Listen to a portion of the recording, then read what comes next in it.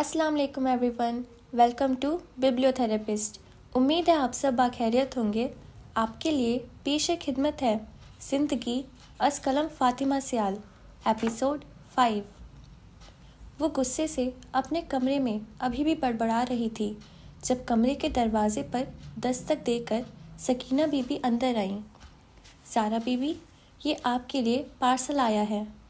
मेरे लिए?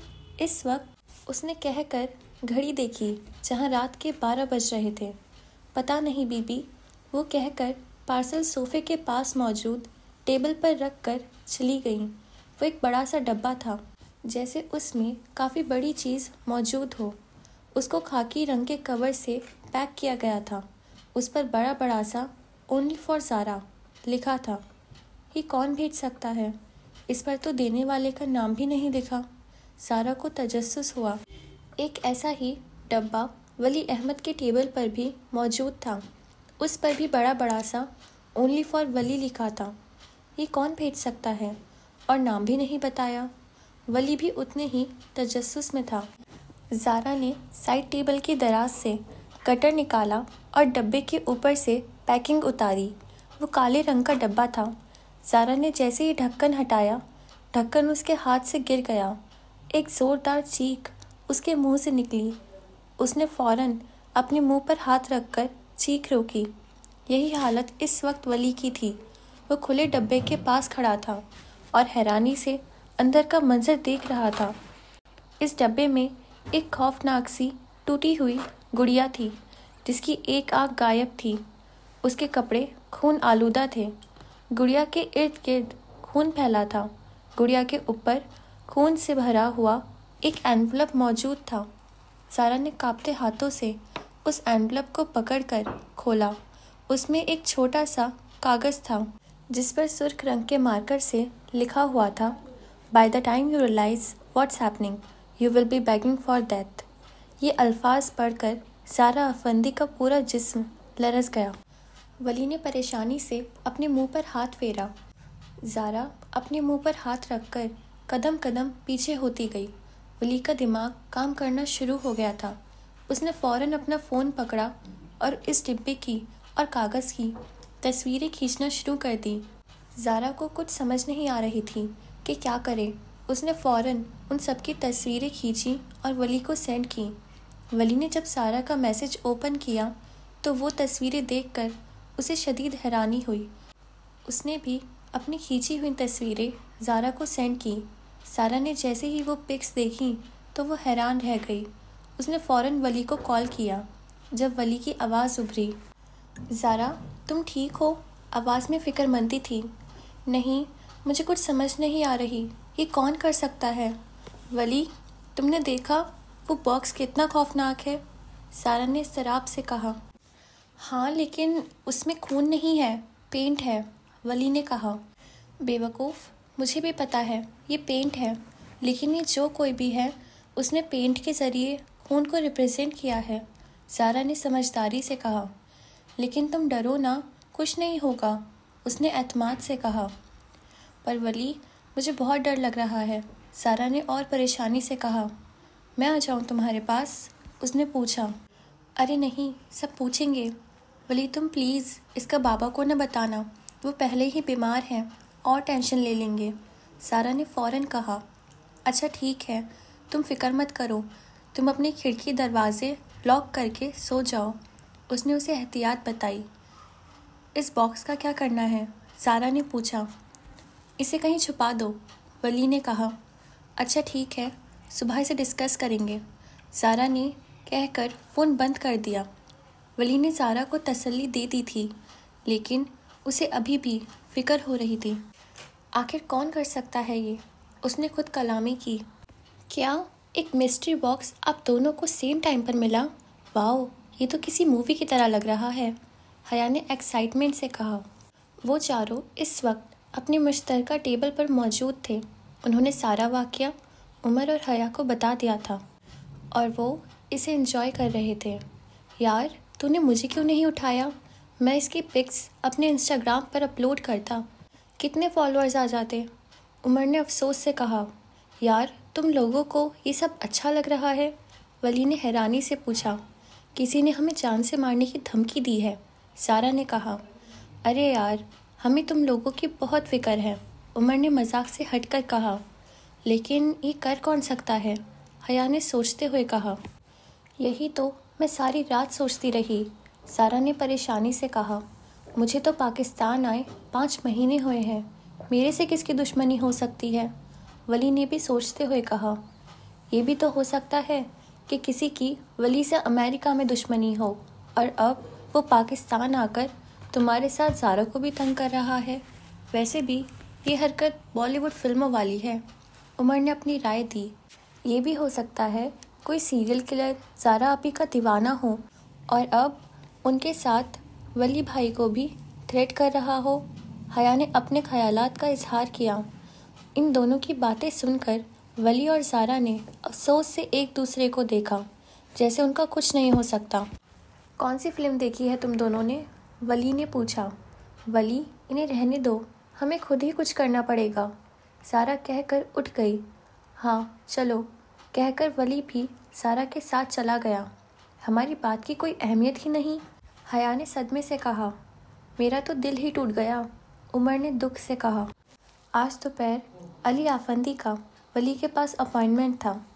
इस वक्त वो तीनों वली के रूम में बैठे थे। वली उनका चेकअप कर चुका था, अब वो इन्हें हिदायत दे रहा था। अंकल, आपकी सर्जरी आज से 10 दिन बाद 5 मार्च को होगी। आपको प्री सर्जरी मेडिसिन सर्जरी से 5 दिन पहले शुरू करनी है, वली ने बताया। साथ साथ वो नोट पैड पर लिखता भी जा रहा था।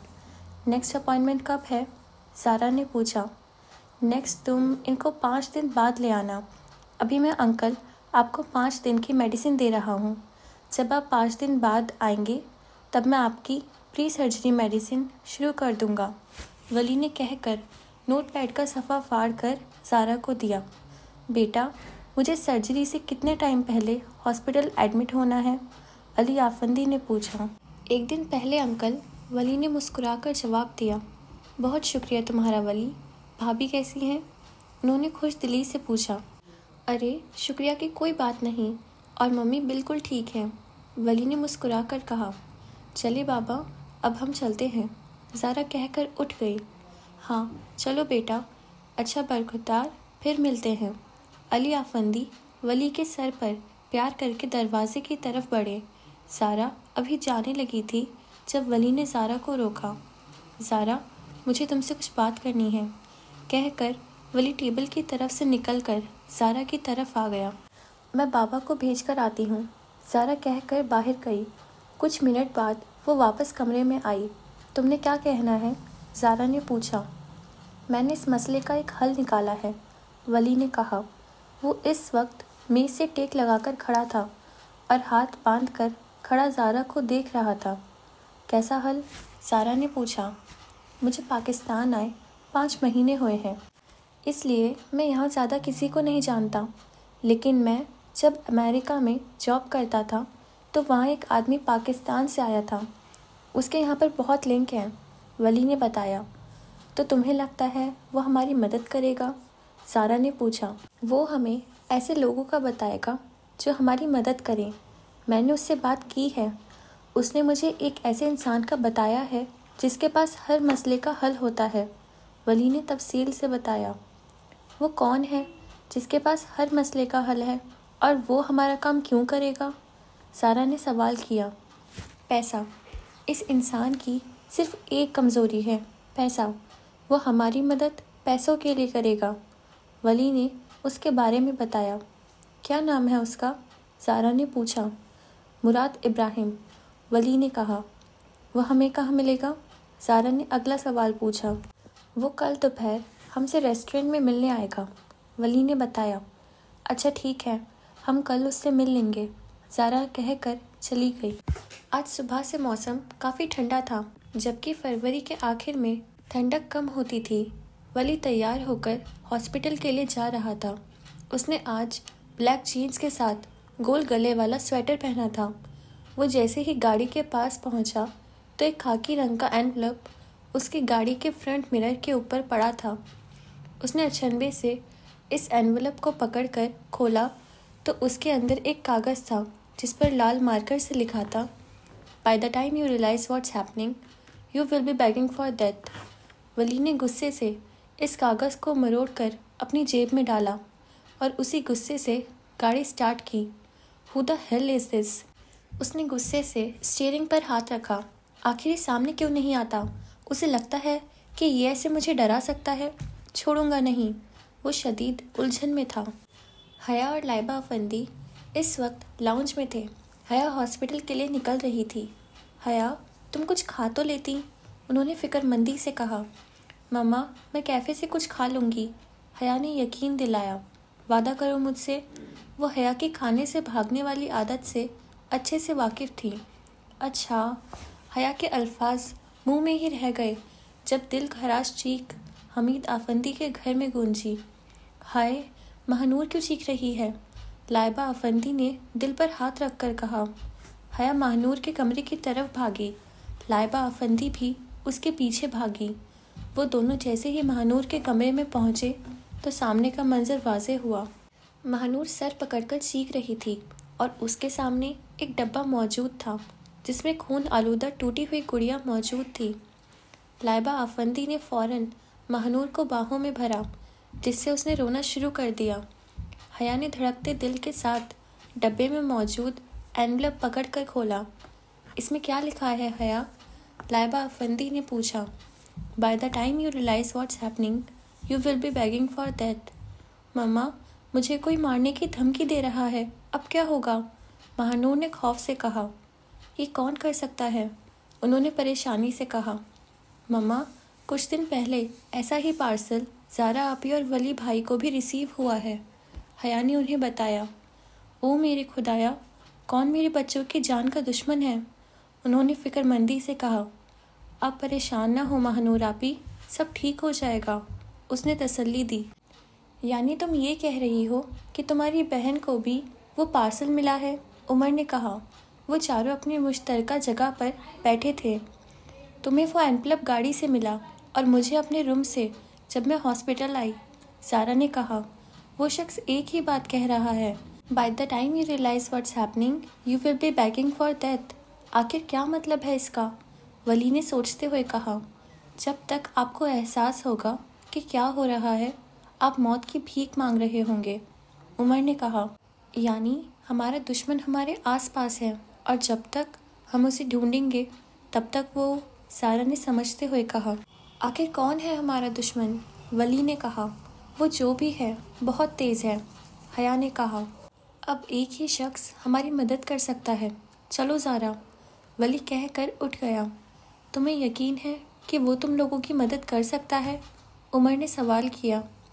پتہ نہیں، لیکن اس وقت ہمیں کسی پر یقین کرنا ہوگا، ولی نے سنجیدگی سے کہا. وہ ریسٹورنٹ میں بیٹھے اس کا ویٹ کر رہے تھے. تمہارے دوست نے کیا بتایا ہے اس کے بارے میں؟ زارا نے پوچھا.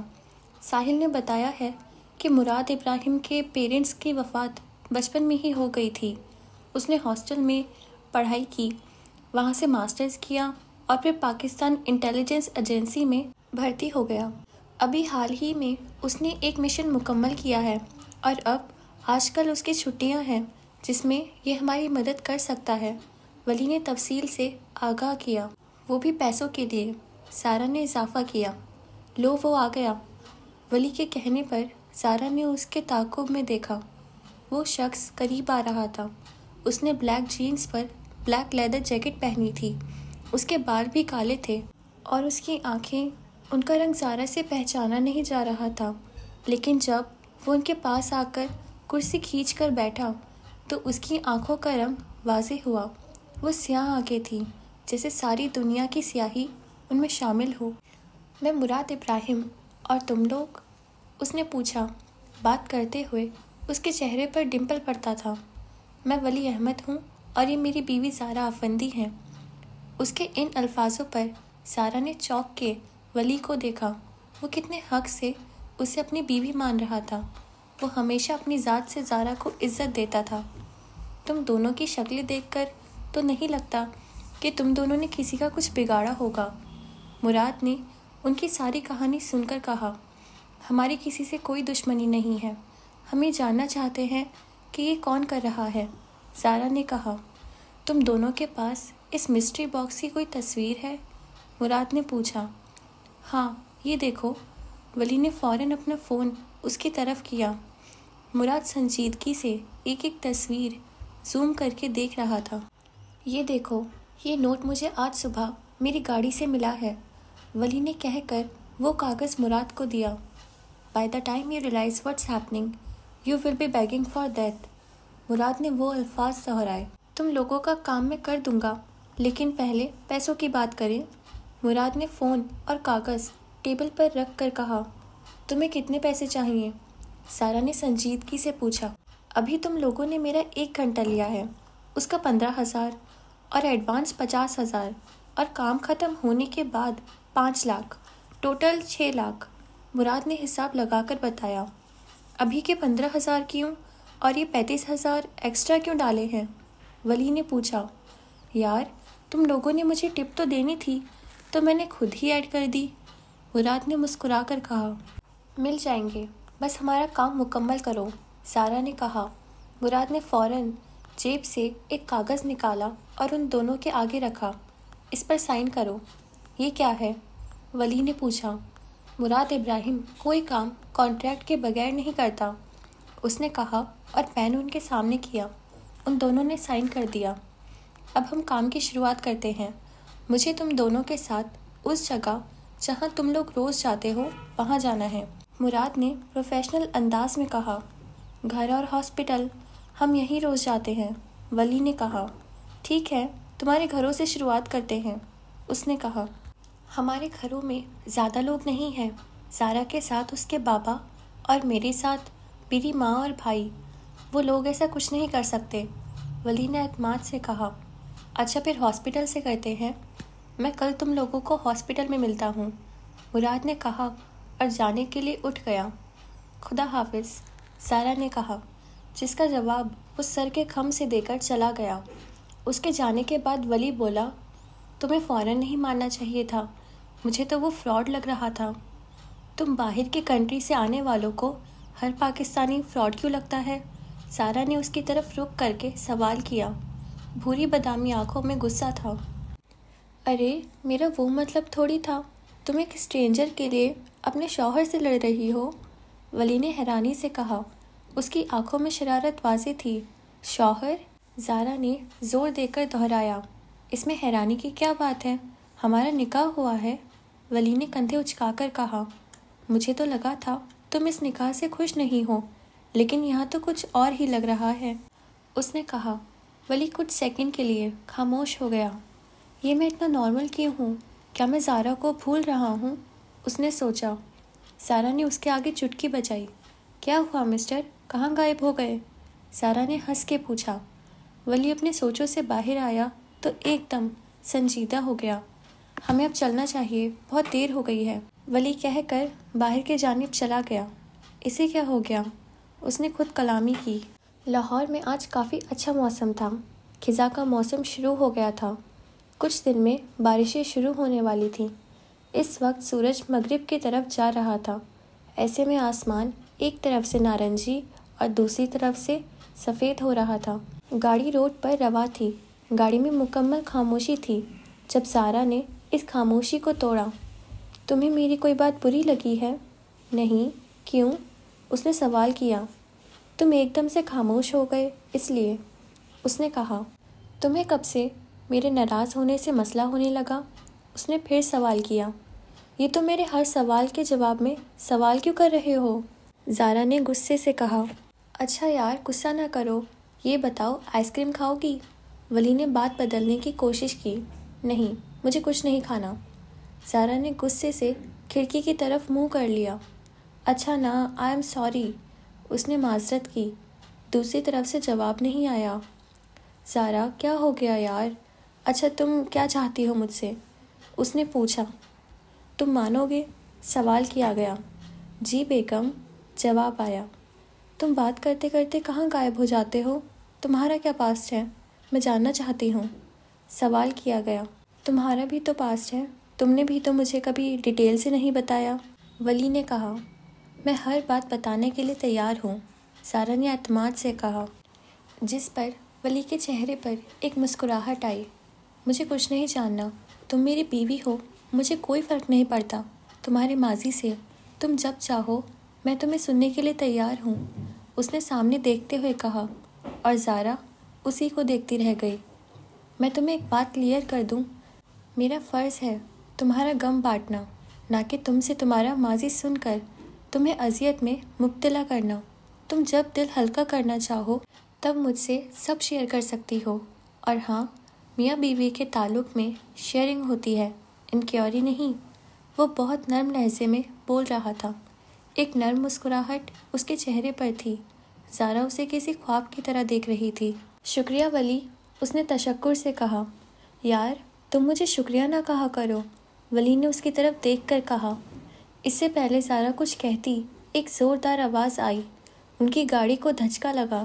ولی، زارا چلائی، شٹ، کوئی ہماری گاڑی پر فائرنگ کر رہا ہے، اس نے پریشانی سے کہا۔ گولیوں کی آوازیں تیز ہو رہی تھیں، تیز ہارن کی آوازیں۔ زارا، تم نیچے بیٹھو، جلدی، ولی چلایا۔ وہ فوراً سیٹ کے نیچے موجود جگہ پر بیٹھ گئی۔ ولی، اب کیا ہوگا؟ زارا نے ڈرتے ہوئے کہا۔ کچھ نہیں ہوگا، میں فون کر رہا ہوں پولیس کو، ولی نے کہا۔ گاڑی ایک دم رک گئی۔ گولیاں ابھی بھی چل رہی تھیں۔ گاڑی کیوں روکی؟ زارا نے پوچھا۔ گاڑی کے چاروں ٹائر پر انہوں نے شوٹ کر دیا ہے، گاڑی نہیں چل رہی، ولی نے پریشانی سے کہا۔ ولی، وہ دیکھو، زارا نے سامنے اشارہ کرتے ہوئے کہا۔ ولی نے اس کے تعاقب میں دیکھا۔ سامنے ایک ہیوی بائک پر ایک لڑکا موجود تھا۔ اس نے بلیک جینز پر بلیک لیدر جیکٹ پہنی تھی، اس پر بلیک ہیلمٹ پہن رکھا تھا۔ وہ بائک روک کر اب بائک سے اتر رہا تھا۔ اس نے اپنے ہاتھ میں موجود گن سے فائرنگ کی۔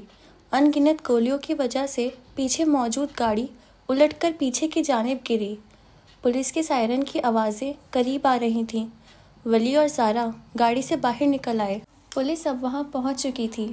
پولیس کی جیپ سے آفیسر باہر آئے۔ اس نے اپنا ہیلمٹ اتارا تو وہ دونوں حیران ہو گئے۔ مراد ابراہیم، زارا نے کہا۔ تم یہاں؟ ولی نے پوچھا۔ مسٹر ولی، اس گاڑی میں کوئی نہیں ہے، وہ لوگ بھاگ گئے ہیں، پولیس آفیسر نے اطلاع دی۔ پر وہ مراد ابراہیم سے نہیں بھاگ سکتے، مراد نے کہا۔ آپ کون ہیں اور کیا آپ کے پاس شوٹنگ لائسنس ہے؟ پولیس آفیسر نے پوچھا۔ جی، میں کیپٹن مراد ابراہیم، یہ میرا کارڈ ہے۔ اس نے اپنے والیٹ سے ایک کارڈ نکال کر آفیسر کے ہاتھ میں دیا۔ اسے دیکھ کر آفیسر نے مراد کو سیلیوٹ پیش کیا۔ کیسے ہیں آپ سر؟ اس نے کہہ کر کارڈ واپس کیا۔ میں ٹھیک، بس آپ اس گاڑی کی انکوائری کریں، مراد نے رعب سے کہا۔ اوکے سر، آفیسر نے کہتے ہی سب اہلکاروں کو کام پر لگا دیا۔ تم یہاں کیسے آئے؟ زارا نے تفتیش سے پوچھا۔ تم زارا، رائٹ؟ ابھی تھوڑی دیر پہلے ہم نے کانٹریکٹ سائن کیا تھا جس کے مطابق تم دونوں کو میں اس میچ سے نکالوں گا، اس نے نارمل انداز میں جواب دیا۔ اور تمہیں کیسے پتہ چلا کہ ہم یہاں پر اور مشکل میں ہیں؟ ولی نے پوچھا۔ دیکھو گائز، میرے کام کرنے کے کچھ طریقے ہیں اور کچھ سیکریٹس بھی جو میں شیئر نہیں کرتا، اس نے شانے اچکا کر کہا۔ زارا فون کان سے لگا کر دوسری طرف چلی گئی۔ پھر بھی مراد، تمہارا شکریہ، ولی نے مسکرا کر کہا۔ وہ تم لوگ پیسوں سے ادا کر سکتے ہو، اس نے ہنس کر کہا۔ میں نے ڈرائیور کو بلا لیا ہے، وہ 5 منٹ میں آ رہا ہے، زارا نے آ کر کہا۔ اچھا گائز، میں بھی چلتا ہوں، کہہ کر وہ اپنا ہیلمٹ پہن کر بائک سٹارٹ کر کے چلا گیا۔ میں مکینک کو بلا لوں، گاڑی ٹھیک کروانی ہے، ولی نے کہہ کر فون کان سے لگایا۔ اوکے فرینڈز، آج کے لیے بس اتنا ہی، باقی پارٹ نیکسٹ ایپیسوڈ میں۔ تب تک کے لیے آپ ہمارے چینل کو سبسکرائب کر دیجیے۔ خدا حافظ۔